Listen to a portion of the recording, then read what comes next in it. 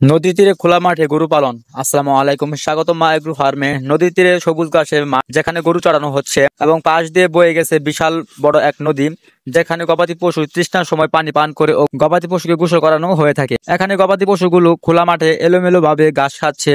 এই খোলা মাঠে গবাদি পশু পালনে অনেক লাভ, কোনো খরচ হয় না এবং অনেক বেশি লাভবান হওয়া সম্ভব হয়। গবাদি পশুগুলো তার নিজ আপন মনে ঘাস খাচ্ছে ও মুক্তভাবে চলাচল করছে, সাথে বাছুরটি সে তার আপন মনে ঘুরে বেড়াচ্ছে। এখানে প্রতিদিন শত শত গবাদি পশু চড়ানো হয়ে থাকে, যার ফলে খামারিরা অল্প খরচে বেশি লাভ হওয়া সম্ভব হয়।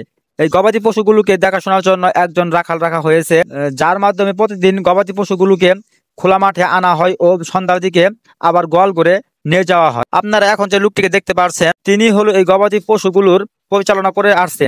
তিনি সবগুলো গবাদি পশুকে দেখাশোনা করছে। তিনি যে গাভীটি হাতে ধরে আছে, এটি হচ্ছে প্রেগনেন্ট গাভী।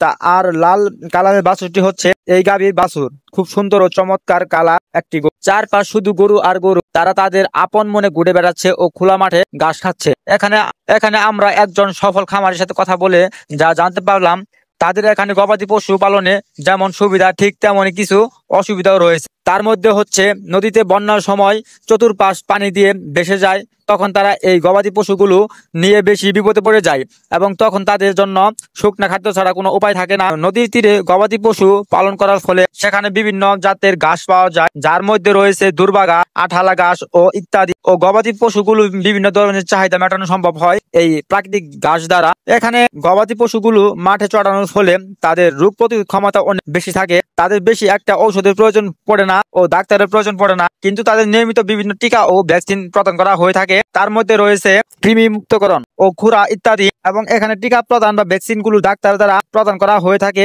ও কার্ড সংগ্রহ করা হয়ে থাকে। তো ভিউয়ার্স, আপনারা যে যেখান থেকে ভিডিওটি দেখতেছেন, যারা এখন আমাদের পরিবারের সাথে যুক্ত হন নাই, সবাই যুক্ত হয়ে সাথে থাকুন। ধন্যবাদ।